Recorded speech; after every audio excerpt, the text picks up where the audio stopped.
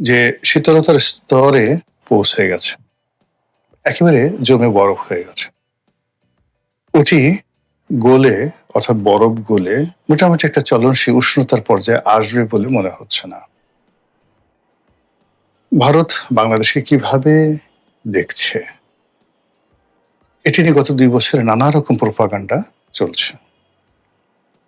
আপনি ভারত নামক যে রাষ্ট্রটি, সেই রাষ্ট্রটির যে চতুর্থ স্তম্ভ সেটা হলো সে দেশের মিডিয়া। গত ২ বছর ধরে ভারতের যে মিডিয়া, সেই মিডিয়াগুলো বাংলাদেশকে যেভাবে তুচ্ছ করেছে, তাচ্ছিল্য করেছে এবং বাংলাদেশ যেকোনো মুহূর্তে তারা দখল করে নেবে। তারপর ডক্টর মোহাম্মদ ইউনূস থেকে শুরু করে যারা এই বিপ্লবী আছেন তাদেরকে কি করবে, এগুলো নিয়ে ভারতের পত্র-পত্রিকা, তাদের মিডিয়া যেভাবে হইচই করেছে, এতে করে স্পষ্টতই আমাদের মনে হয়েছে যে আমাদের সঙ্গে সমতার ভিত্তিতে কোনো সম্পর্ক তো দূরের কথা। শেখ হাসিনার জমানাতে যে অধীনতামূলক একটা মিত্রতা ছিল, সেই মিত্রতাটাও ভারত আসলে শুরু করতে চাচ্ছে না। এই গেল এক। ২ নম্বর হলো যে আওয়ামী লীগ সরকারের পতনের পর বাংলাদেশে একটা প্রবল ভারত বিরোধী জনমত দাঁড়িয়ে গিয়েছিল।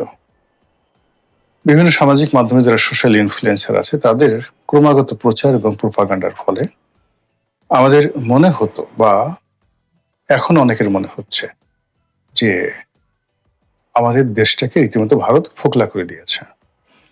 বাংলাদেশে একজন দুজন নয়, কোটি কোটি মানুষ, জামাতপন্থী যারা মানুষ, তারা মনে করে আমাদের যে স্বাধীনতার সূত্রটা, স্বাধীনতার শুরুটা, এটা ৪৭ থেকে শুরু হয়েছে। তারা ১৯৭১ সনের যে মহান মুক্তিযুদ্ধ, এই মুক্তিযুদ্ধকে আসলে সম্মানের সাথে স্বীকার করতে চায় না। তারা যেটা বলে যে আমরা এটা পেয়ে গেছি, কিন্তু এতে আমাদের অনেক ক্ষতি হয়েছে। আর যদি পাকিস্তানের সঙ্গে আমরা একীভূত থাকতাম, এই দুটো বৃহৎ মুসলিম জনগোষ্ঠী মিলে আমাদের এখন প্রায় ৪০ কোটি আমরা থাকতাম এবং আমরা এখন পাকিস্তানের সঙ্গে থাকলে একটি পরমাণু শক্তিধর দেশে পরিণত হতাম। তো সেখানে আসলে ভারত চক্রান্ত করে আমাদেরকে আলাদা করে দিয়েছে এবং একটা অনাহত যুদ্ধ আমাদের ঘাড়ের উপর চাপিয়ে দিয়ে আমাদের এই সেন্ট্রাল ট্রেজারি থেকে তারা টাকা পয়সা লুট করেছে। তারপর আমাদের অস্ত্রশস্ত্র নিয়ে গেছে এবং এটাকে একটা তাবেদার রাষ্ট্র বানানোর জন্য, পরকীয় রাষ্ট্র বানানোর জন্য ভারত চেষ্টা করছে। এবং এই যে প্রচার এবং প্রোপাগান্ডা, এটা আগে গোপনে গোপনে হতো, কিন্তু গত ২ বছর ধরে এটা একেবারে প্রকাশ্যে নির্লজ্জভাবে এই জিনিসটা করা হচ্ছে। ফলে কি হলো, হাজার হাজার ভারতীয় সৈন্য কিন্তু ১৯৭১ সনে মহান মুক্তিযুদ্ধে তারা শহীদ হয়েছেন বা নিহত হয়েছেন।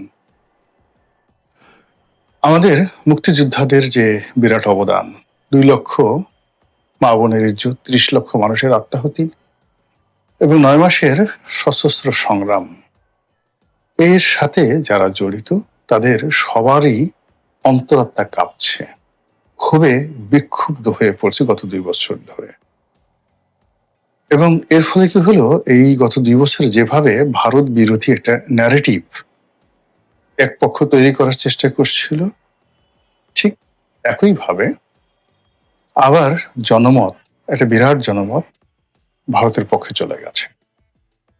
এখন মনে করছে লোকজন মনে করছে আমাদের কলকাতা যাওয়া দরকার, আমাদের চিকিৎসার জন্য ভারতের বিকল্প নেই, ভারতের সাথে ব্যবসা বাণিজ্য করতে হবে, ভারতের সাথে শত্রুতা করে আমরা থাকতে পারবো না, ভারত আমাদের কি ক্ষতি করেছে, শেখ হাসিনা আমাদেরকে কি গোলামির চুক্তিতে আবদ্ধ করেছে, সেই বিষয়গুলো আমাদের জানার দরকার।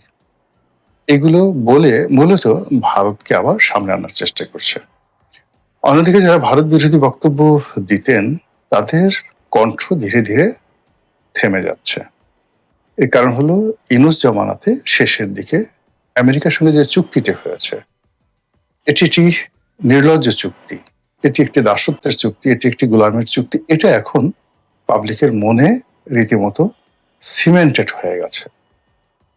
এখন আপনি যতই বলেন না কেন যে এটা একটা অপরিহার্য চুক্তি ছিল, এটা দরকার ছিল, এই চুক্তির ফলে বাংলাদেশের অনেক উপকার হয়েছে, এবং মার্কিন শুল্ক নীতি নিয়ে ওই সময়টাতে ইন্দোনেশিয়া যে চুক্তি করেছে, ফিলিপিন যে চুক্তি করেছে, ভিয়েতনাম যে চুক্তি করেছে, তুলনামূলকভাবে, এমনকি ভারত যে চুক্তি করেছে তার চেয়ে বাংলাদেশের চুক্তিটি ভালো ছিল বা এখনো ভালো আছে, এই কথাটা আসলে কাউকে বিশ্বাস করানো যাচ্ছে না।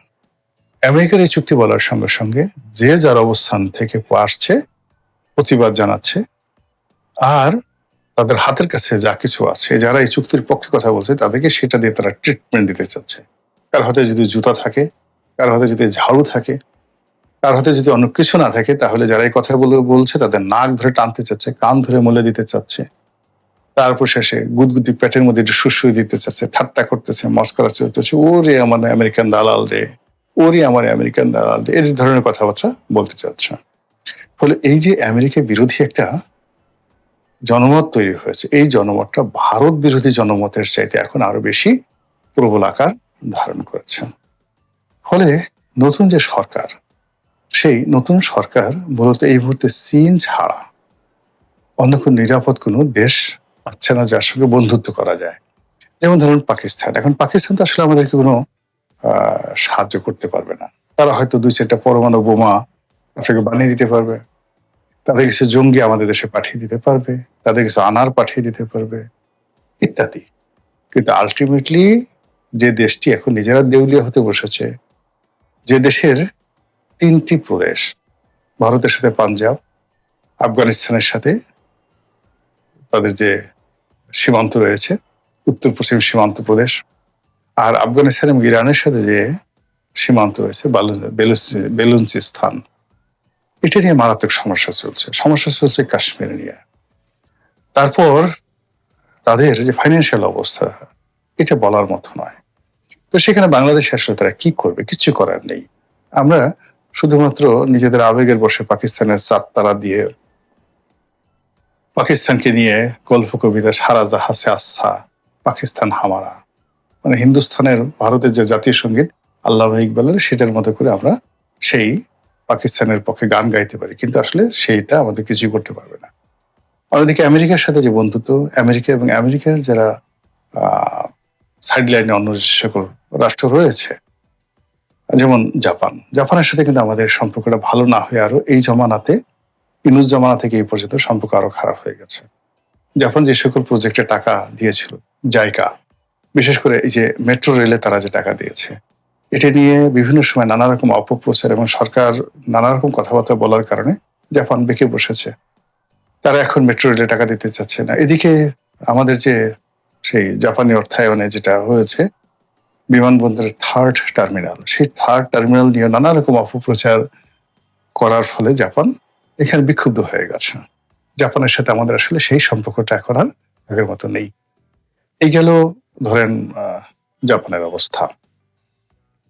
এরপরে যদি আপনি সৌদি আরবের কথা চিন্তা করেন, এখন সৌদি আরবের সাথে আমরা রাতারাতি কিন্তু কোনো বন্ধুত্ব তৈরি করতে পারছি না, কোনো অবস্থাতে বন্ধুত্ব তৈরি করতে পারছি না।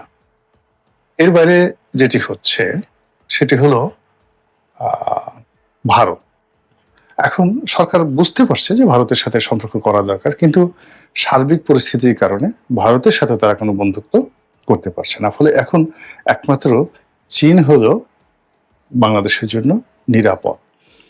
কিন্তু চীন তো আসলে যে লজিস্টিক সাপোর্টগুলো আমাদের দরকার এই মুহূর্তে, আমেরিকাকে মোকাবেলা করার জন্য, ভারতকে মোকাবেলা করার জন্য যে ধরনের লজিস্টিক সাপোর্ট দরকার, সেই লজিস্টিক সাপোর্ট আমরা চীন থেকে পাবো না। আমরা তাদের কাছ থেকে ফাইন্যান্সিয়াল এইড পাবো, প্রজেক্ট পাবো, কিন্তু আমাদের পলিটিক্যাল যে শেল্টার দরকার, তারপর আমাদের যে মিলিটারি শেল্টার দরকার, ভারতের কূটনীতিকে মোকাবেলা করার জন্য যা কিছু দরকার, সেটা আমরা পাচ্ছি না। অন্যদিকে ভারতের যারা কর্তা ব্যক্তি রয়েছেন, তারা বাংলাদেশের যে বিষয়গুলো কতটা সিরিয়াসলি দেখেছেন, যে বাংলাদেশে তারা একজন রাষ্ট্রদূত পাঠিয়েছেন, জনাব দীনেশ ত্রিবেদী। তো এই যে জনাব দীনেশ ত্রিবেদী, তিনি আসছেন কিন্তু কোনো সুবিধা করতে পারছেন না। একজন ভারতের পূর্ণ মন্ত্রীর পদমর্যাদা সম্পন্ন সিনিয়র একজন ডিপ্লোম্যাট, ওনার কথাবার্তা হাঁটাচলা দেখলে আপনি বুঝতে পারবেন তার আভিজাত্যটা কোন পর্যায়ে। ওই পর্যায়ের কোনো রাষ্ট্রদূত বাংলাদেশে কোনো দেশ থেকে কখনো আসেননি। আর তার মতো এরকম একজন প্রাজ্ঞ, একজন সিজেন্ট পলিটিশিয়ান আমাদের দেশেও আমি আসলে দ্বিতীয় দেখি না। অথচ এই মানুষটি বাংলাদেশে এসে উঠতে বসতে, অর্থাৎ ড্যান ডাব্লিউ মজিনা যেভাবে শেখ হাসিনার জমানাতে লাঞ্ছিত হতেন, তিনিও অলমোস্ট ঠিক সেইভাবে ওনার একেবারে প্রথম দিন থেকে তিনি লাঞ্ছিত হচ্ছেন। তিনি যেদিন বাংলাদেশে ঢুকলেন, কি একটা কথা বললেন, সেটা নিয়ে অনেক দিন ট্রল হলো বাংলাদেশে। সেই বেনাপোলে তিনি কথা বললেন। এরপর বাংলাদেশে অনেকদিন তিনি বসে থাকলেন। তারপর তিনি রাষ্ট্রপতির কাছে তার পরিচয়পত্র দিলেন। তারপরে পররাষ্ট্রমন্ত্রীর সাথে দেখা করার জন্য তাকে ১ মাস বসে থাকতে।